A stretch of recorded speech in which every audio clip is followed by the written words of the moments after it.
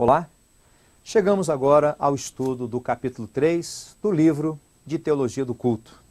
E neste capítulo falaremos sobre a importância da palavra bênção, suas implicações, vamos tratar sobre ritos e cerimônias, vamos falar a respeito do valor da bênção para nós hoje.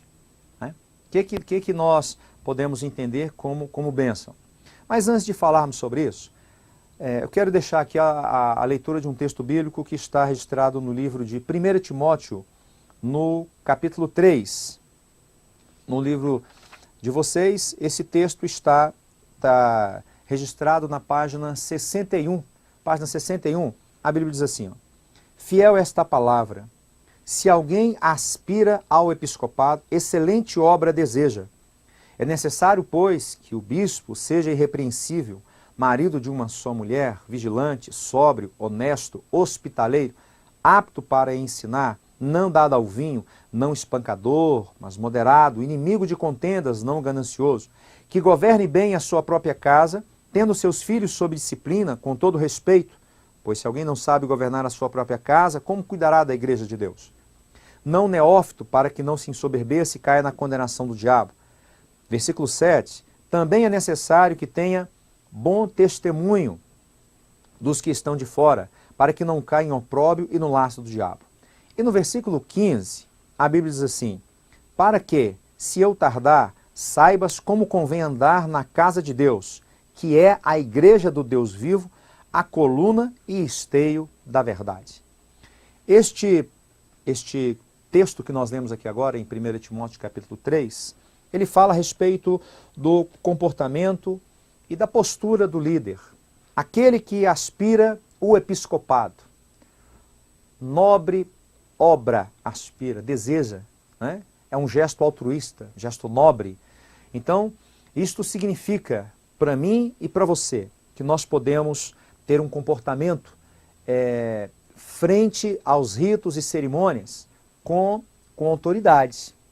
Você foi chamado, você foi escolhido, você se preparou e hoje você é um líder. Você, volto a dizer algo que eu já disse anteriormente, você é um homem público.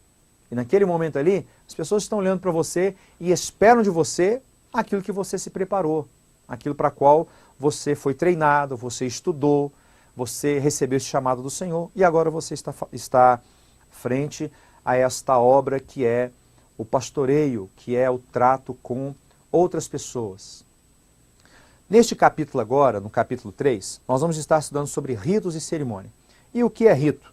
Rito, cerimônia ou conjunto de cerimônias de uma religião. Então, nós podemos concluir que são regras, normas, passos que fazem parte do rito, fazem parte da cerimônia. É um conjunto de normas que determinam como o evento, a festividade, a celebração, aquela solenidade, aquela data comemorativa, aquela confraternização, ela vai acontecer. E nós vamos dividir em 3 partes. Nessa primeira parte, nós vamos estar falando aqui o significado da bênção. O que é bênção?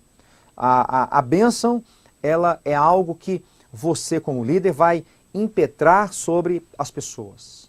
A bênção é algo que você vai, no nome de Jesus, abençoar, trazer a existência para a vida das pessoas. Então, naquele rito, naquela cerimônia, naquela festa, naquela solenidade, você, como o porta-voz do Senhor, o homem de Deus, você vai estar impetrando a bênção do Senhor sobre a vida daquelas pessoas, sobre aquela solenidade, sobre aquele ato que vai estar acontecendo ali.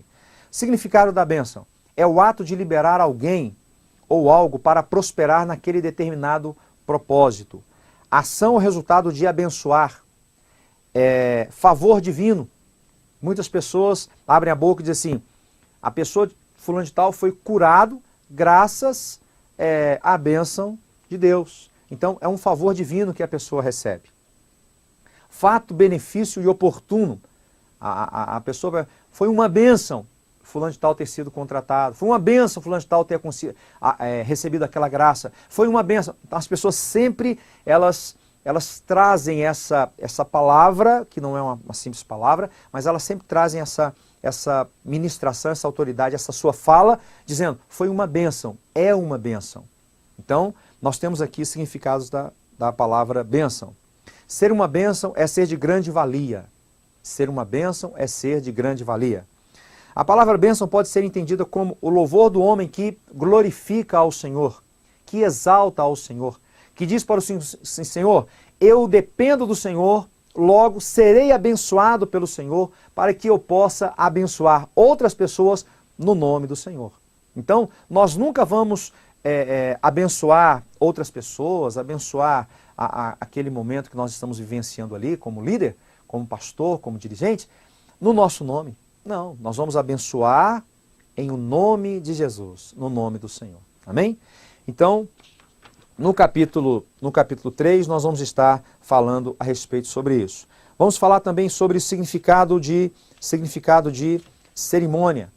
O significado de cerimônia. O que é cerimônia? Lá no capítulo 3, na página 64, você vai entender lá. Cerimônia. Um ritual é um conjunto de gestos, palavras, formalidades, geralmente imbuído de um valor simbólico, cuja a performance é usualmente prescrita e codificada por uma tradição, por uma religião.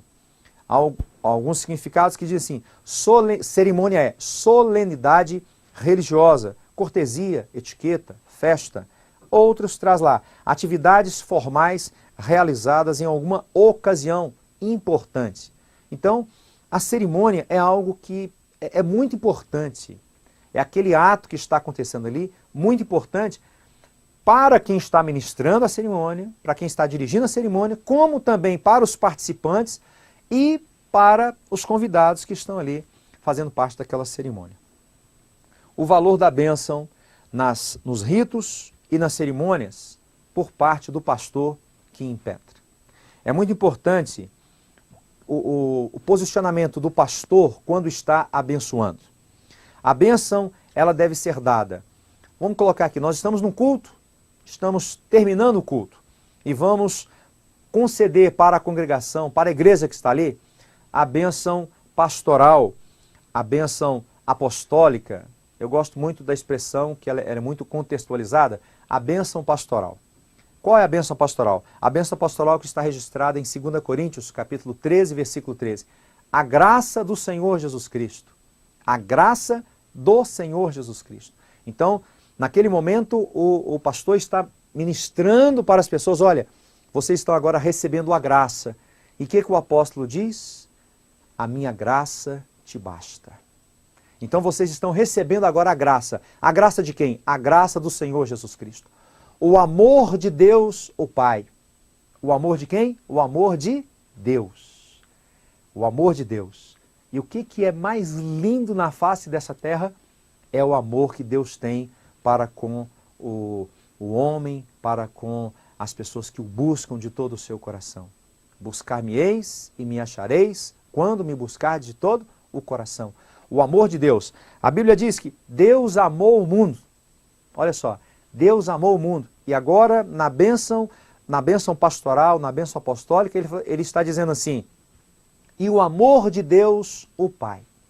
Então, Deus, naquele momento ali, ele está abençoando a congregação, está abençoando a igreja, está abençoando os irmãos que estão ali, todas as pessoas que estão ali, dizendo para elas assim, olha, o amor de Deus é sobre todas as situações, é sobre todas as ocasiões que estão aqui agora acontecendo aqui.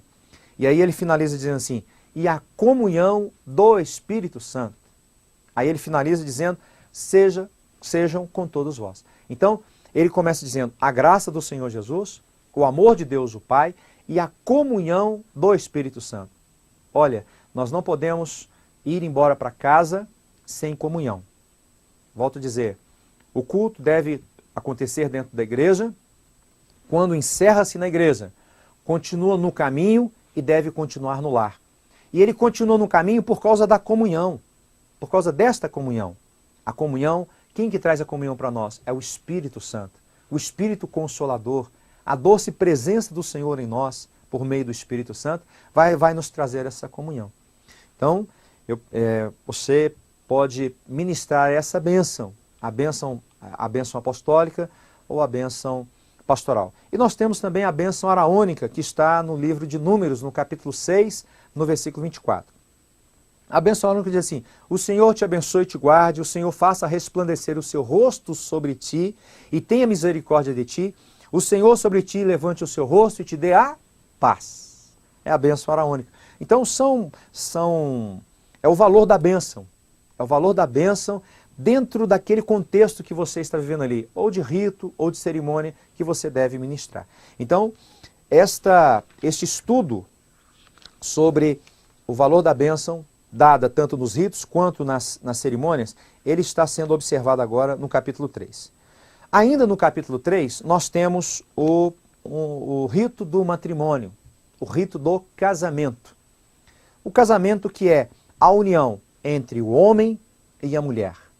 A Bíblia diz que quando Deus une o homem e a mulher, quando Deus abençoa o homem e a mulher, o homem não se separe.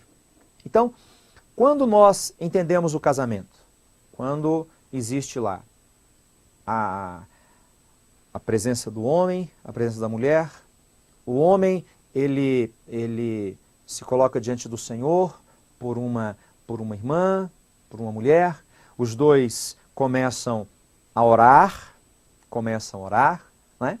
Nós temos alguns valores do mundo que, inclusive, estão entrando dentro da igreja, que é o valor de ficar, né? Pessoas que estão deturpando, que estão quebrando a palavra de Deus. Então, nós temos que banir isso da igreja do Senhor. Temos que banir essa situação de ficar, eu vou ficar um tempo, se der certo, bem, se não der certo, né, eu separo. Não existe isso. Existe casamento. Existe casamento. Eu gosto muito quando o pastor Silmar Coelho, ele diz que o casamento é a união do homem e da mulher para constituir família. Para constituir família. Então, quando o homem e a mulher se unem, eles se unem não para ficar, mas eles se unem para se tornar uma só carne, para constituir família. E esta é a vontade do Senhor. O Senhor nos deu o casamento, para que o homem e a mulher eles possam constituir uma família, e, né, querendo Deus que dessa família venham as heranças do Senhor, venham os filhos, por assim dizer, né, para as famílias que têm essa possibilidade no Senhor de constituir a sua família com filhos. Dentro da cerimônia de casamento, na página 77, nós vamos ter lá, depois que o casamento é ministrado, depois que o casamento é celebrado, nós temos lá, a partir desde o primeiro ano, nós temos algumas comemorações, que nós chamamos de bodas. Então, no primeiro ano, por exemplo, nós temos lá bodas de algodão. No 15º ano, nós temos bodas de cristal. No 25º ano, nós temos bodas de prata. No 50º ano, nós temos bodas de ouro. E quando aquele casal, ele completa 75 anos de caminhada junto. 75 anos que eles estão juntos ali, ó, caminhando lado a lado, trocando as experiências, crescendo, nós comemoramos as bodas de diamante. Então, lá na página 77 do seu livro, você vai encontrar ali todas as bodas, desde o primeiro ano de casamento até quando eles completarem 75 anos de união. E o interessante é que, quando eu falava aqui sobre casamento, eu quero deixar aqui alguns conselhos aqui sobre casamento. Eu entendo que o casamento ele foi ordenado por Deus, é uma bênção do Senhor, desde o livro de Gênesis, no capítulo 2, versículos 18 a 24, o Senhor traz essa bênção para o casamento, e é interessante quando nós entendemos o que a Bíblia diz em Mateus, no capítulo 19, versículo 6. Assim não são mais dois, mas uma só carne. Não são mais duas pessoas andando, mas é uma só. Portanto, o que Deus ajuntou, não separe o homem. Não é verdade? Então, meu amigo professor, meu amigo que está estudando, você que está estudando este livro por esta videoaula, o casamento é uma instituição divina, é um rito divino da parte de Deus, família é o esposo, a esposa, é o homem, a mulher e os filhos. Isto é família. É assim que a Bíblia diz em Salmos 128, quando ele nos orienta a respeito dos salmos da família aqui, no Salmos 128. Olha só. Bem-aventurado aquele que teme ao Senhor e anda nos seus caminhos. Comerás do trabalho das tuas mãos, feliz será e te irá bem. A tua mulher será como videira frutífera aos lados da tua mesa, os teus filhos como plantas de oliveira à roda da tua mesa. Assim é abençoado o homem que teme ao Senhor. O Senhor te abençoe de Sião todos os dias da tua vida, para que vejas a prosperidade de Jerusalém, vivas para ver os filhos de teus filhos, paz seja sobre Israel. Aqui, no Salmo 128, nós entendemos aqui um momento de superação, santificação, de graça para a família, Casamento fala sobre família. Quando o homem e a mulher, eles se decidem se casar, eles têm que se preparar para alguma coisa. Eles têm que se preparar para o casamento. Eles não podem simplesmente chegar, vamos nos casar amanhã e... Não. Exige uma preparação de documentação, exige uma preparação de vestimentas, exige uma preparação de igreja, agendamento de igreja, o pastor deve ser comunicado, os familiares devem ser comunicados. Então toda essa preparação do casamento é muito importante para o casal. Nós temos aqui algumas orientações aqui sobre a organização e celebração do casamento. Então você vai encontrar lá algumas orientações lá, como por exemplo, curso de noivos, lista de convidados, aonde que pode comprar isso, pode comprar aquilo. O casamento, meu amigo, você que está assistindo agora essa videoaula, ele não é simplesmente um ato assim, vou me casar e pronto. Não, você deve instruir bem a pessoa que vai casar. Faça o curso de noivos, defina a data do casamento. Eu gosto muito de uma palavra que diz assim, olha, quem casa, quer casa. Então, aonde você vai morar?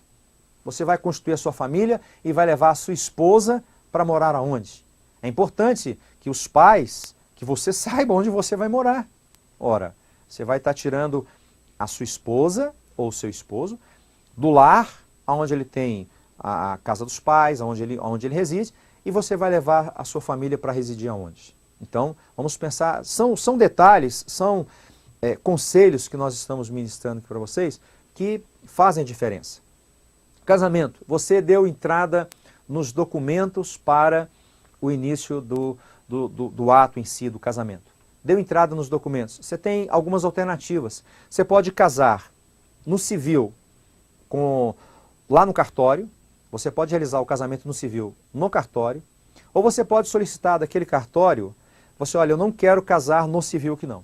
Eu vou fazer, o meu pastor vai celebrar o casamento tanto no civil como no religioso. Então nós vamos ter um casamento com efeitos civis dentro da igreja. Ou seja, você não precisa ter uma cerimônia lá no cartório e outra cerimônia religiosa. Você pode deslocar aquele casamento que ia acontecer no civil para dentro da igreja. O pastor devidamente ordenado, devidamente consagrado, o pastor titular da igreja, ele tem essa competência, tanto com amparo legal, quanto com amparo pelo Estatuto da Igreja do Evangelho Quadrangular, para ministrar o casamento religioso com efeitos civis. Então, para tal, quando acontecer o casamento desta forma, você vai levar para a igreja, ao invés de você levar a certidão de casamento que você, em princípio, já teria feito no cartório, você vai levar apenas uma certidão de habilitação. Você vai levar uma certidão de habilitação, onde no dia vai ser lido aquela certidão de habilitação, os noivos vão assinar, uma testemunha, uma testemunha do noivo ou da noiva, ou os dois, do noivo ou da noiva, aí fica a critério de vocês escolher, vão assinar nessa certidão de habilitação, o ministro ou pastor vai assinar nessa certidão de habilitação, e é interessante, hein? É interessante que a assinatura do pastor, o pastor deve ter firma reconhecida neste cartório, para que, quando chegar lá essa certidão de habilitação, o pastor não precise estar presente para reconhecer a sua assinatura. Ele já tendo uma firma reconhecida neste cartório, o próprio cartório vai se encarregar de fazer o reconhecimento da sua assinatura e dar prosseguimento na documentação, que gasta aproximadamente 2 dias. Fez o casamento hoje, com efeitos civis, os noivos pegam aquela certidão de habilitação, vai ao cartório, dá entrada na certidão, 2 dias depois a certidão de casamento está pronta. São alguns conselhos, né, que estão aqui no seu livro, que estão no livro de Teologia do Culto. Ainda você pode ter como orientação para você aqui sobre decoração, sobre recepção, a importância do cerimonial no casamento. Olha, o casamento sem cerimonial não fica uma cerimônia bonita, não fica uma ministração bonita. Organize, tem um cerimonial na sua igreja, tem um cerimonial para poder organizar a entrada das testemunhas, a entrada das pessoas que vão participar do casamento, a organização do casamento em si passa pelo cerimonial. Então, são algumas orientações que nós estamos deixando aqui, que estão registradas no capítulo 3, né, para você aqui. Nós temos modelos por assim dizer, modelos de casamento, modelos do rito matrimonial, dentro aqui da apostila, dentro do livro de Teologia do Culto, né, que você possa estar usufruindo da melhor forma possível. Então nós encerramos aqui a participação aqui do seu estudo aqui, né, sobre ritos e cerimônias, mostrando para você aqui sobre o casamento, sobre as bodas, já trouxe para você na página 77, sobre alguns tipos de bodas. Ali você vai encontrar todos, mas já mostrando para vocês que existem alguns tipos de bodas. Dentro de casamento ainda, nós podemos ter ainda casamentos coletivos. Então está tudo aqui bem detalhado, bem explicado aqui para você aqui no capítulo 3. É interessante que ao final do capítulo 3, você vai ter também uma atividade, uma autoatividade. Então você que está estudando agora, você que está assistindo esta videoaula neste livro-texto, você tem uma autoatividade, onde você vai buscar a leitura desde o início do capítulo, uma leitura mais meticulosa, uma leitura mais tranquila, mais calma, mais serena, e você vai fazer a sua autoatividade. Então, que Deus te abençoe nos estudos deste capítulo 3 e bons estudos para você.